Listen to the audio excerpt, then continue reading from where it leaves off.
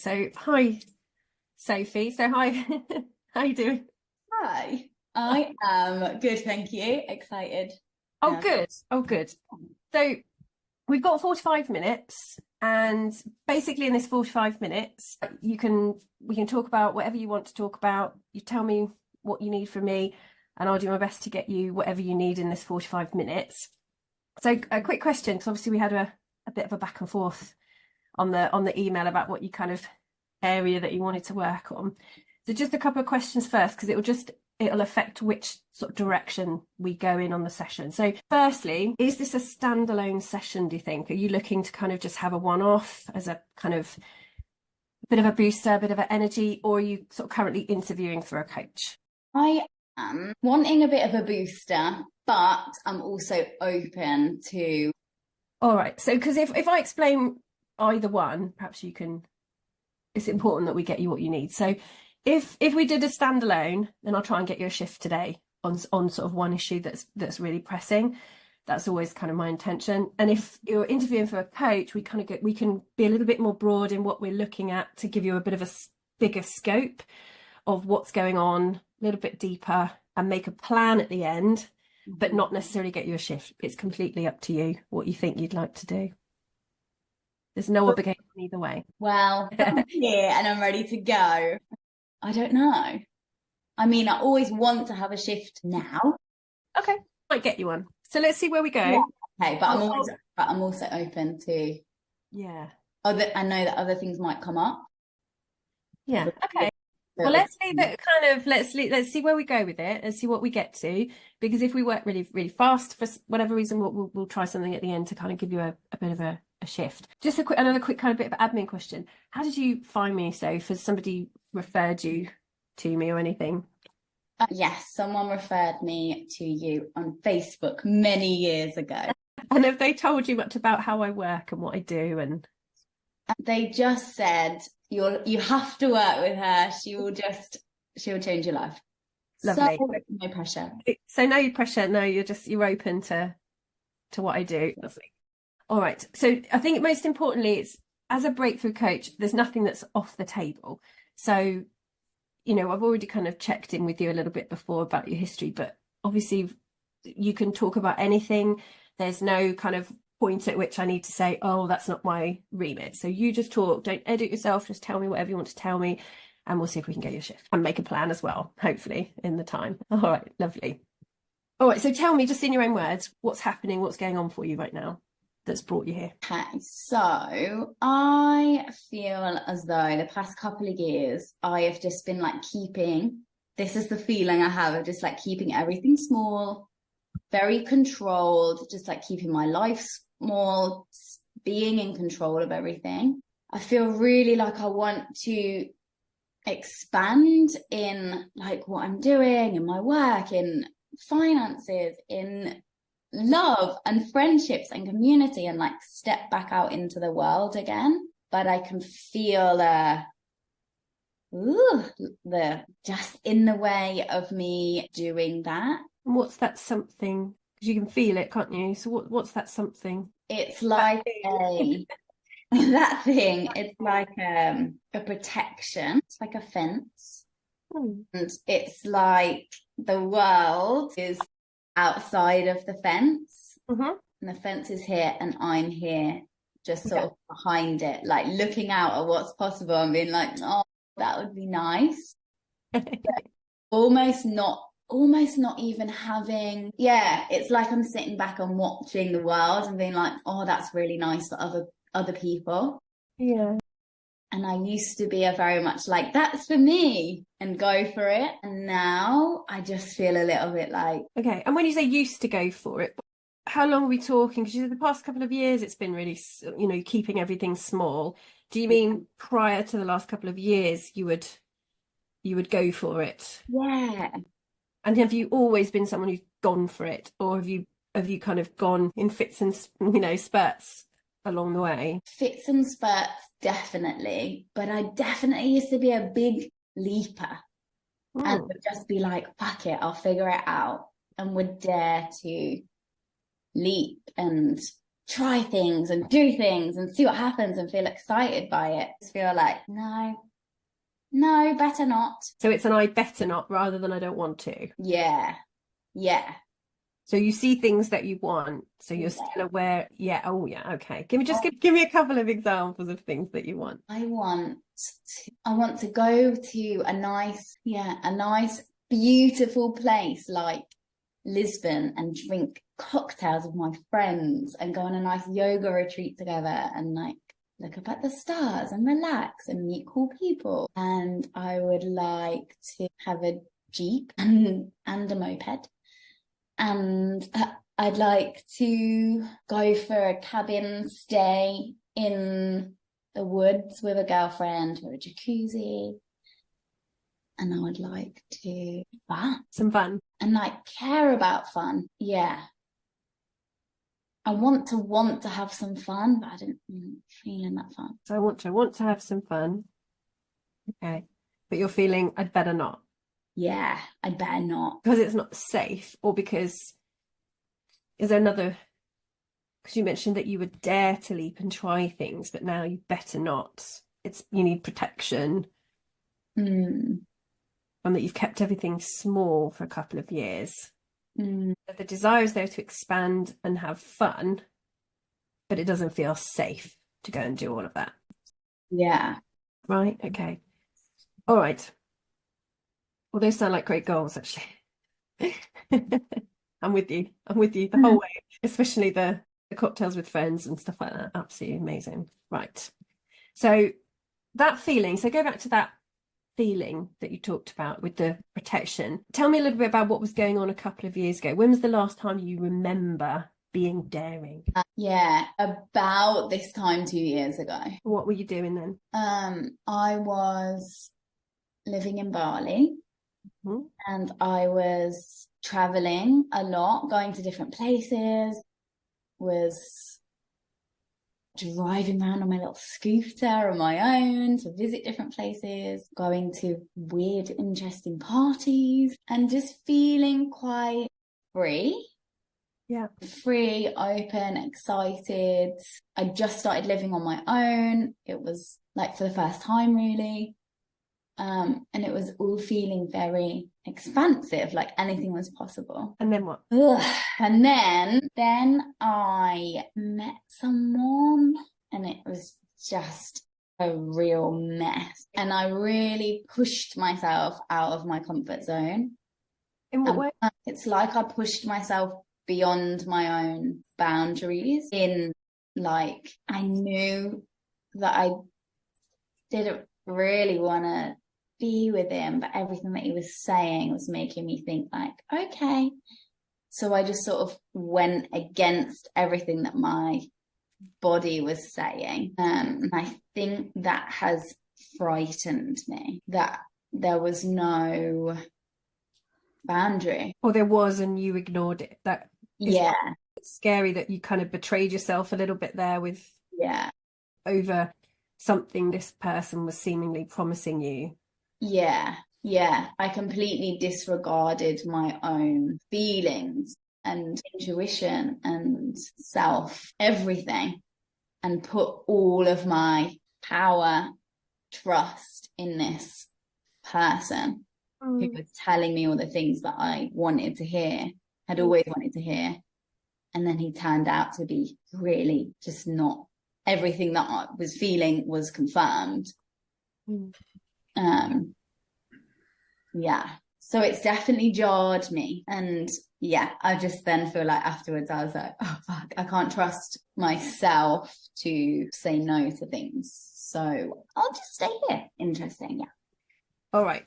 And staying there isn't making you any happier either? No, it's like, it's fine. It's helped me find contentment in like small things, which has been good. Yeah, which is like, okay, cool, good to know I can do that. But yeah, if I like died tomorrow, I'd be like, I wasn't really living. Okay. So, and that's how it feels. So obviously it's fine to live whatever kind of life you want to lead, but you don't feel like you're living life to the fullest the way you'd like to. Yeah. And especially around having fun. Yeah. going to these places. And is it mostly around, because you mentioned about traveling, having a Jeep and moped, and cabin, stay in the woods, stay in the woods. It sounds like the opening of a whole film. But like, with girlfriends, having some fun. Is it mostly things like that that now feel like you'd better not do them? Or is it is there anything else in that category of things that you better not do? Like from a work point of view, because you said the world is out there, you want big work, expanding work, expanding finances, love, community, so obviously you've mentioned fun there. Is that where it feels like the danger is, or is there other things that you want to be able to do specifically in work? I want to incorporate that fun and travel into my work again, like I used to do. It was just part of it. Is that what makes it feel expanded when you're traveling? Yeah. Having fun with people? Yeah. So it's like doing what you do, but more the expansiveness is traveling, meeting new people, or sort of adventure, I guess. Yeah. Doing what you do, but having adventure. Yeah. As a part of it. Okay. Now obviously I'm aware kind of this is where we go in the crossroads between the getting a shift and interviewing for a coach, because obviously I'm in two minds now, because I want to investigate this feeling, the protected aspect, but also you mentioned around, goals around work, money, love, you've kind of mentioned quite a few life goals in there. I really want to ask you things like, what are those, those money goals? Because it might help. It also might help kind of ring fence what's the issue, right, as well. So if I just ask you, one question, tell me, in work it's about expanse and travel, how does money fit into it? So expanding money, how does that fit into better not? Good question. Well, money is very safe, and so it stops me from having to do the better not, or like I have enough money and keep only having enough money for what I need to like pay my bills, do literally like the smallest things, because anything over that stresses me out, because it would make me feel stressed because I want to travel, but I better not. So it's like the money is not like coming in because it doesn't want to stress me out, because that would be a horrible decision.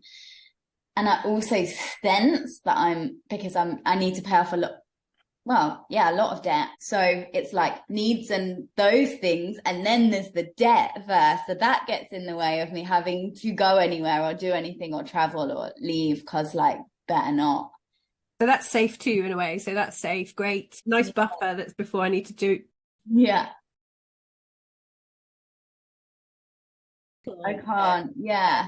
Even to the point that I'm like scarily noticing that the amount of debt that I'm like realizing I owe is practically the same amount as what I will get out of my house once I sell it. So it will literally be like zeroed, and I'm like, there's no coincidence here. What is happening? Indeed. Okay, so essentially then the pattern is definitely money keeps, sorry, if I have money, then I may be tempted to go and do those things, but it's not safe. I'm thinking about going and doing those things, but I better not. All those adventures and everything, it's like, oh no, better not. Okay, what about love? Because obviously you mentioned the relationship. So what is it? Do you have the same kind of love goals, but to have a romantic relationship, but then, or better not meet anyone? Is that the same thing or different?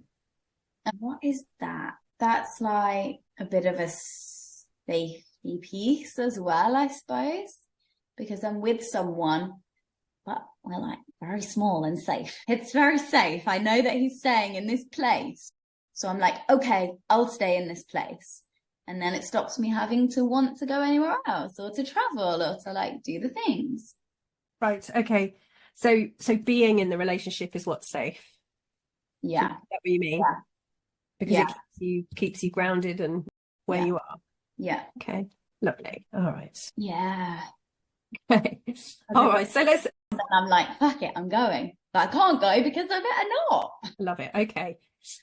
It's interesting, isn't it? Because you kind of got this sort of not self-imposed boundary. The boundary is there now because it felt like it's almost like it's better or not. I better not do those things because I might have the experience where I'm tempted and I'll abandon myself and go do those things. Okay.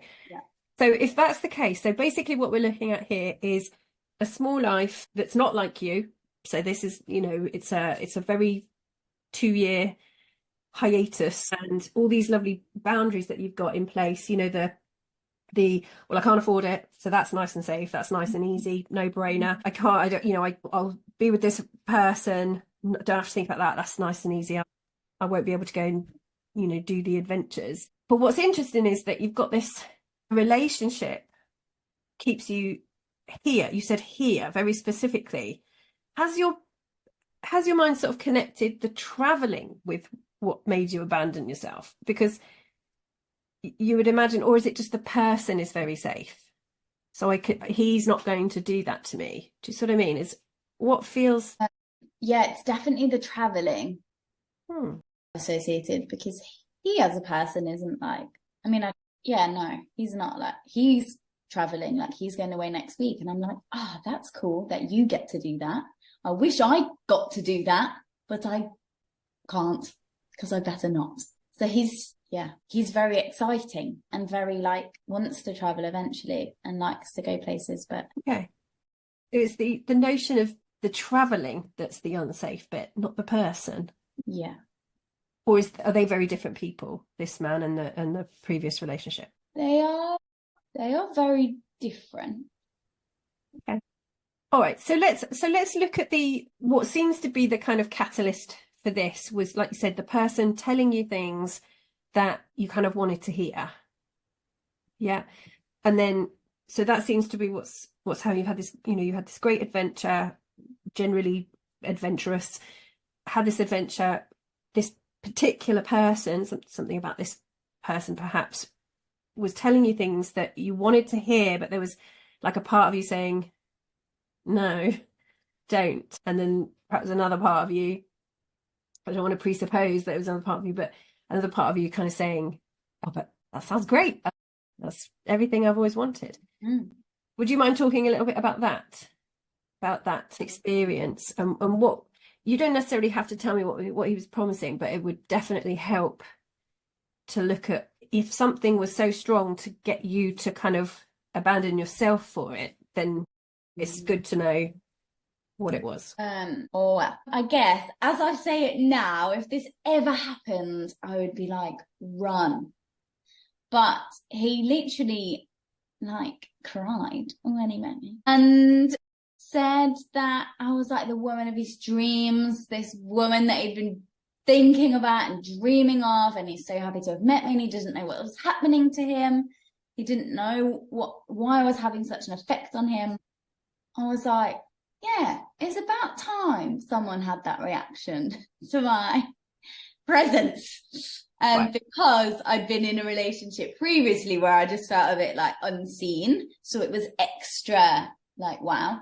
Yeah. And he would just like stare at me and find me amazing and give me all this attention and praise and just want to like take pictures of me all the time. He was telling his family about me. He wanted to marry me. He was like, I'm so sure. I've never been more sure about anything in my entire life. And I was like, part of me was like, this is mental. And then another part of me was like, but then he was also telling me like, you can't receive love. You're avoidant. You're not showing up for love. You're being all these things. And I was like, yeah, okay, maybe that's true. And was just I just really believed constantly like, oh yeah, it must be me. I must need to work at being better at receiving love, or like it's a receiving problem on my part. What was the actual problem that you weren't reciprocating? What was the problem? that he was I indicating? didn't want to get married after 2 Oh. months of knowing him, and that he wanted to plan our wedding for the summer. And I was like, no, I don't, that's a bit soon. Okay. Like, I like the idea. I want to be married with someone, and I like the idea of that. It's like, we could go to Europe, my family will pay for it, blah, blah, blah. My mum's got a summer house. You can run writing retreats there. I'm like, oh my God, this man is offering me the keys to the kingdom. And so I was like, maybe I've manifested this man who's here to deliver all of my dreams. And it was like, maybe the universe has delivered me this man to give me all of the gifts, and I'm the one that's getting in the way. So I need to override my blocks and open up to what is being offered, regardless of whether I actually like him as a person or whether he makes me so yeah, it was like big, grandiose, just so much all at once, very, very intense. Mm-hmm. And all these big promises to a life that, like, I thought I'd imagined and pictured, and it sounded like a vision board. And so I was confused. Yeah. And I thought, I like the sound of it. Maybe this is my knight in shining armor who's come to rescue me from my life. Then was a normal human. How did you discover this secret that he was a normal human man? He then went the complete opposite way, pulled away, and was just like, if you don't want to marry me, I'm like anxious about the relationship, and I don't know if it's going to work, and I don't think that you're ready for this, and I don't want to be with someone who's not ready. To which point I'm like, no, where did you go? Oh my God. And so then I'm fighting to prove how worthy and ready I am. But he completely just like collapsed, was crying his eyes out, was so anxious, said, I never want to talk to you again. And I was like, wait, what? It was so confusing. And then I'm scrambling to be like, can we be like adults and talk about this? By which point I'm like, wait a minute, like this feels awful. So my head is like alarms, but my body is already like very emotionally attached and trying to find ways that this can work, because we're meant to be together and we're going to be married. God, which, as I say it now, I'm like, bloody hell. But yeah. That sounds like a lot. It was a lot. The capital L. Yeah. So, okay, I'm conscious of time. So, I think we started about 7:05. So we've got another 10 minutes or so, 15 minutes. This is great for me to just get out in this. Yeah, well, it's coming, and that's really helpful for me. So thank you. And it's really nice to listen, because I can listen and kind of put some pieces together. And I think one of the first things that I need to say is I don't know how much you know about kind of attachment theories and imprinting and things like that, but it's really hard when these are things in our subconscious. So when somebody walks into our life and they start telling us everything that we've always wanted to hear, of course your head's going to go. And your body, which is primal, which is, the subconscious is the body. It's, of course, it's going to want everything that it's always wanted. So the key is to just accept that you're a human female, and with your own attachment, right, your own attachment style, let's say, and your own wounds and your own needs. And if you are a powerful manifestor, it's normal that if you've been like, right, I want all these amazing things, and then suddenly it's like this amazing package kind of walks up and says, do you want them? Of course, because that's something that you're good at doing, of course, it would be normal to kind of go, well, I've asked for it, so maybe this is what I'm asking for. Maybe I've got blocks in the way. So the easiest thing to do with someone who's introspective is confuse them, because you only have to say to someone who's introspective and takes responsibility for themselves, I think it's your stuff that's in the way, and they will diligently go and reflect. Yeah, probably, well, I know it is me. What bit of it is me, and what bits do I need to work on? But you can kind of almost get caught out that way by naturally being in a situation where you've also got your subconscious desperate to hear all those things, right? It's like trying to drag a child past a sweet shop. There's there's almost all your energy is on dragging that kid past the sweet shop. I was trying to think and hold a conversation and do a maths quiz and all the rest of it at the same time, slightly harder. So you've got to give yourself a little bit of grace here, that it's not like somebody hoodwinked you. Was I manifest something, I'm going to be very much like, I wonder if this is the package I ordered. It's not necessarily how I thought it was going to show up, but I need to give it thought, and because if I've asked for it, maybe it's the right thing.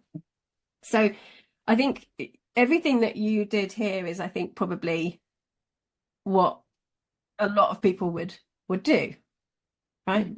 You would go as, introspective and think, well, maybe it is me.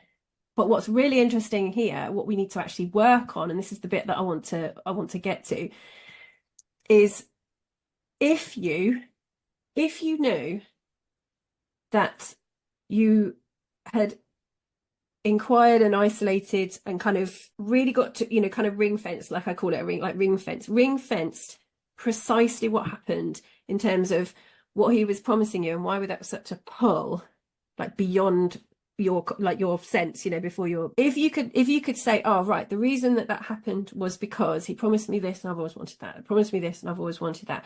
If those were healed, so nobody could ever offer you those things and you abandon yourself for them again, would that be something that you'd like to do? Would it feel safer to go out into the world if you know, well, if somebody offers me unconditional love, rather than me go, oh my God, I really, really, I really want that.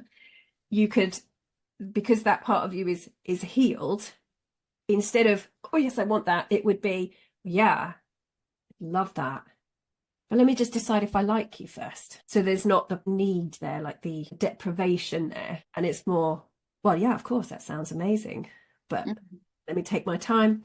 Let's see if we like each other. Because too often when you meet someone and it's fast, it's imprint. So it's imprinting, it's childhood stuff instead of adult stuff. The headiness, the whirlwind, it's all blueprints that makes you kind of forget yourself. It's very hypnotic.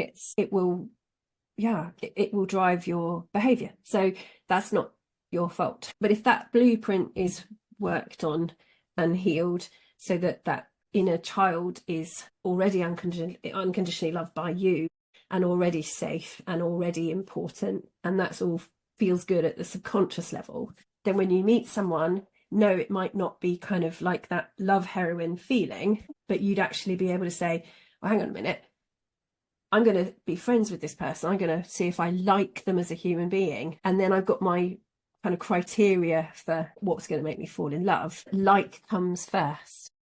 Relationships tend to fall to the level of the friendship that you have.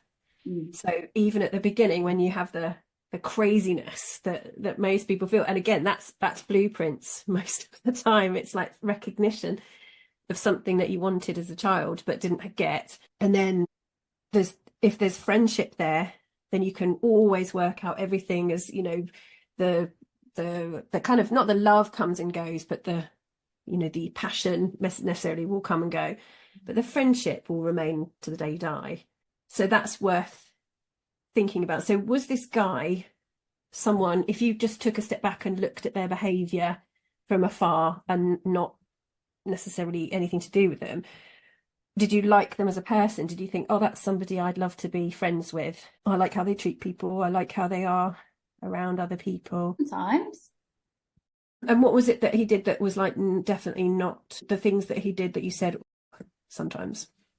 He was really entitled just to like everything. Including you? Including me, yeah. Yeah, it was just a real just had this air of like entitled, privileged, didn't really wanted to care about causes, like didn't. Just wanted what he wanted, didn't really have to work that hard for it. And he lied and would sort of talk on Instagram about what he was doing, but really just not being authentic. Yeah.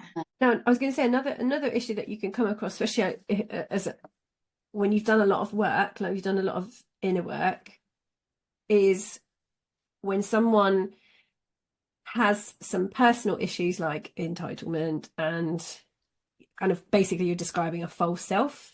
Yeah. So like a false self, not being authentic. It can be really easy to think, oh, well, anything can be worked on. So maybe he can work on those things because those are all, their behaviors. They're not, who that person is.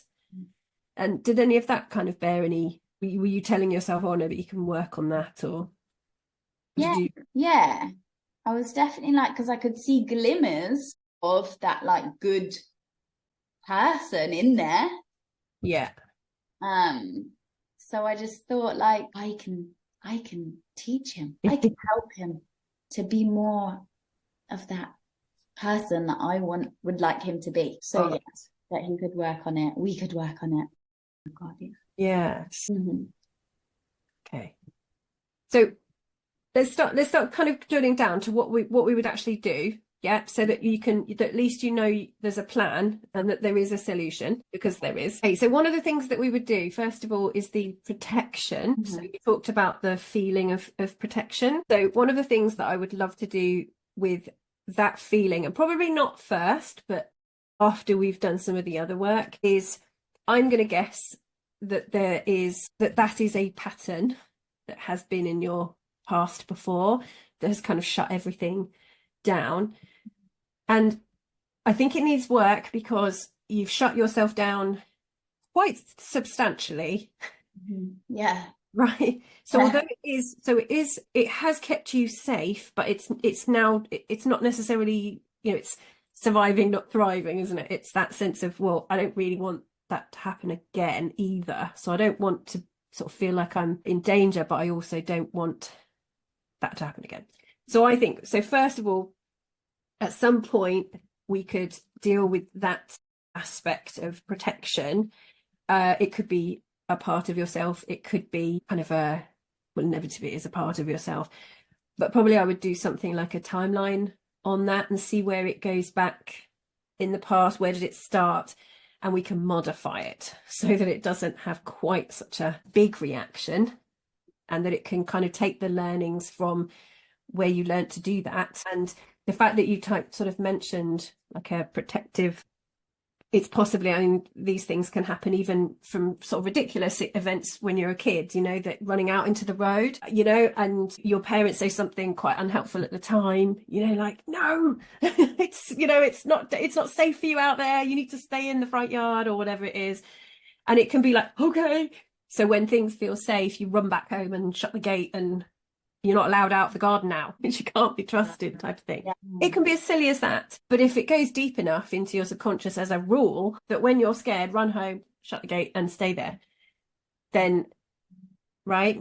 So that can be a fairly straightforward thing to shift, but it will modify it. So, okay, maybe I don't need to run home.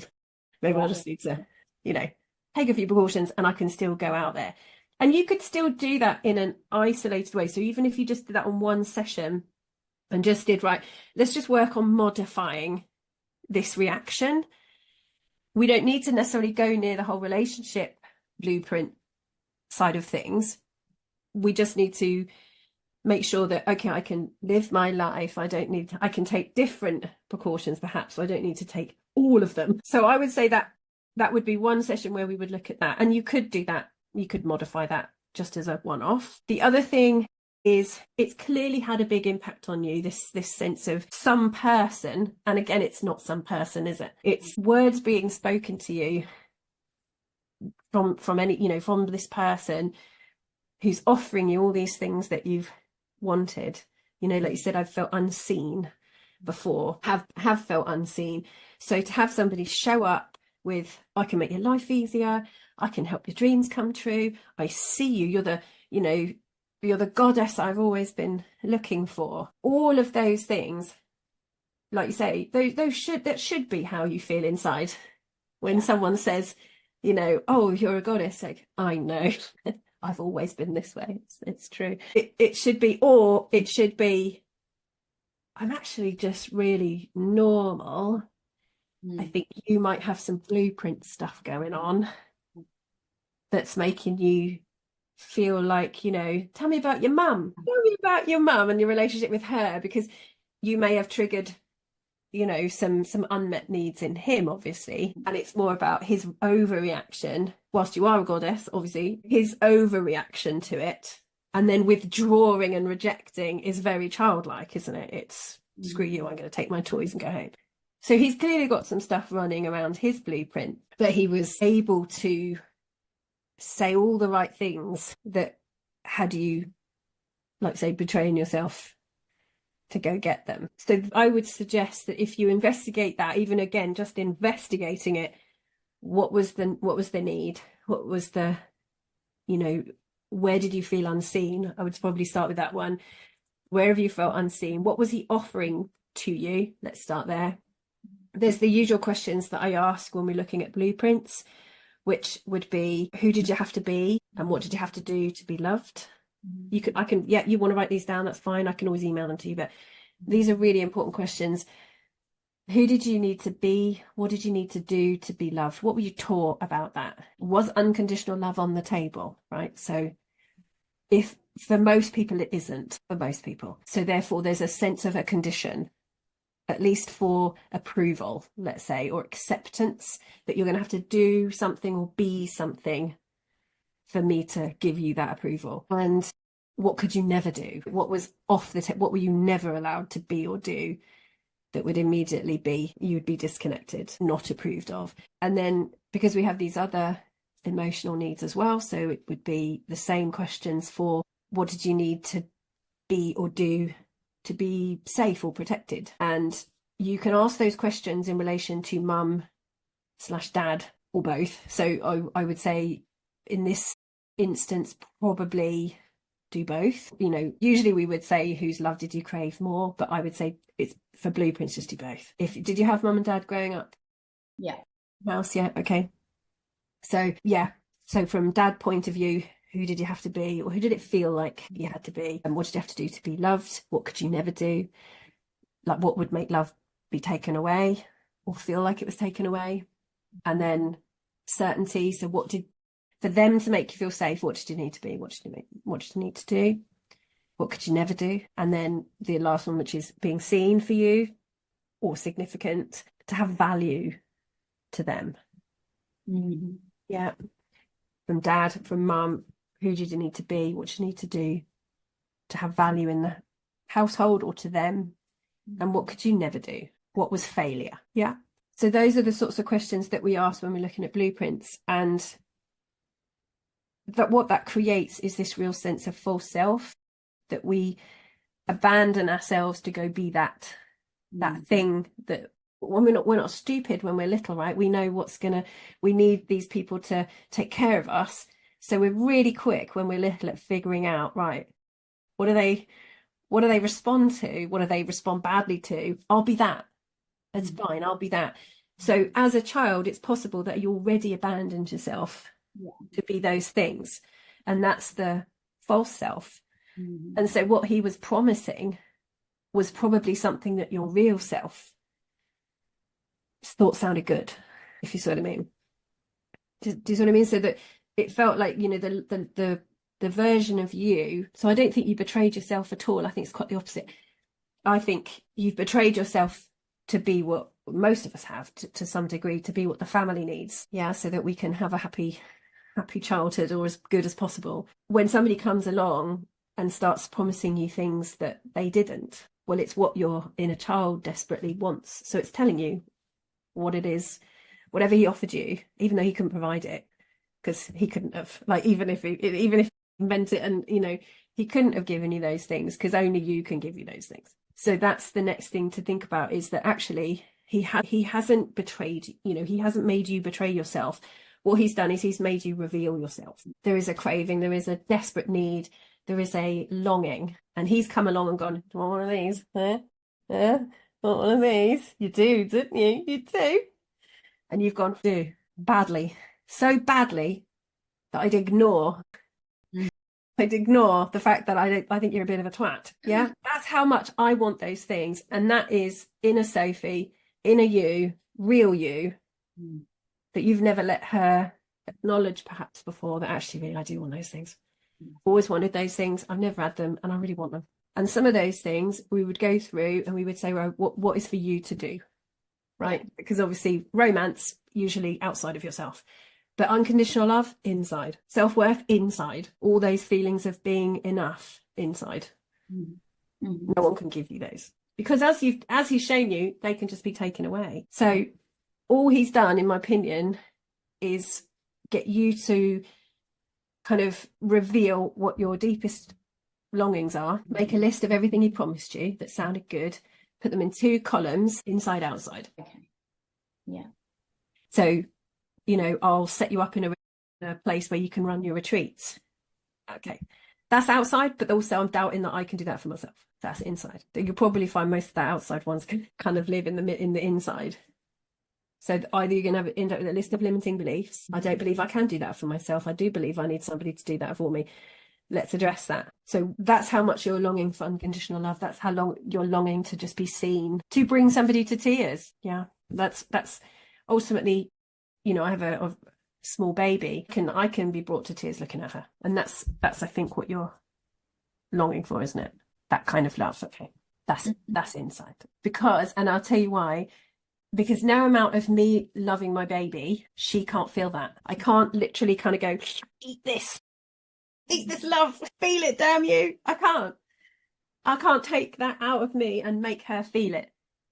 But she can look at me, and because of the look in my eye or because of things I say, she can then tell herself, I'm enough. I am worthy of love. Right. But if I didn't do those things, does it make her any less worthy of love? So if I was just incapable and a crap mum and just, distracted, and if I didn't do those things and she didn't see that look in my eye, she wouldn't know to tell herself that she was worth it. But it wouldn't make her less worth it. So does that make sense? It's inside stuff that's got to change to give you. So 2 things that I can see here. So inside stuff that needs to be healed there so you can feel it. So nobody else can offer it to you and make you feel like you don't already have it. And also the other thing, which is that the part of you that overreacted, like to lock you in the garden so you couldn't escape. Those are the 2 things that I think you need to work on. In terms of, obviously, like I said, standalone, open to more coaching. Let me just tell you what I think. So those are the things I would say. You probably 1 session on the protection side of things. And then probably I would, depending on how many, I would say, obviously, if we took love, certainty and significance, 3 things, 3 sessions to work on those. So that's like 4, and then probably another couple just as a buffer. I would expect you to feel a difference straight away, honestly, in the first session. And if you didn't, something's not right there. So either we address that in the session, like, oh, something's not right here, or you're not ready, or something, or we're not a great fit, or something like that. But I would say the first session, you probably want to feel a shift. The idea with breakthrough coaching is that it's rapid. So you don't have to wait 12 years to get your breakthrough. The whole point is that you get the breakthrough really quickly. And yeah, so I would say you're looking at somewhere between 4 and 6 sessions for this, for the whole lot. And also I tend to do a 90-minute to 2-hour session at a time, depending on what you can cope with. I don't do anything less than kind of an hour, as you can see.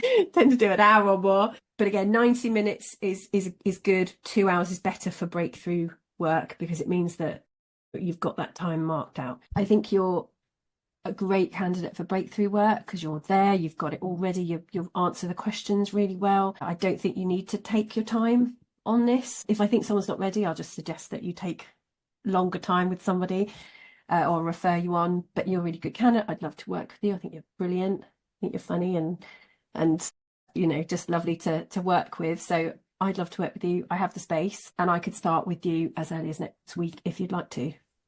How does that sound? Yes. Now, obviously, that's, you know, wanting to work with me is one thing. Affording it is a separate thing. So I know you talked about money and just, you know, just having enough. So what's really important is making sure that you have a budget for it and that we work at a rate perhaps that you can afford. So my fees are really kind of set. So it's £175 an hour. So the 2 hours is £350, and you kind of work out how often, right, you know, that you can afford that. And if it's, I can afford one a month, or wait and save up and then do it all at once, that's fine. If you want a payment plan, we can do a payment plan. But you work out how that works with your budget, and then we can make sure that you get what you need and as much as you need. So even if you just want to do one session, see how you go, you can do that. What do you think? Yes, I think that sounds really good. We start with just one with the why don't we start with the protection one? Yeah, that might be all you need. Yeah, true. Yeah, if we did a 2 hour on just the protection, that might be enough to loosen it up and you can start living your life again, and the money would flow, because obviously you're not if you're not needing to hold the money back. That's the thing. I can tell it's there on all the things. It's like a gastric band on my life. Financial gastric band. Well, maybe if that's the one to start with, then, because then that would be great. Afford the rest of the bits and pieces that we want to do. Let's do one on that and see how we do. Yeah, next week sometime. Awesome. All right, I'll send you my Calendly link and you can book whatever you want on there. All right, my lovely. It's been super lovely. And I'll send you some forms as well so you can have a look through the forms, just my commitment to you and so on. All righty. Lovely to speak to you. All righty.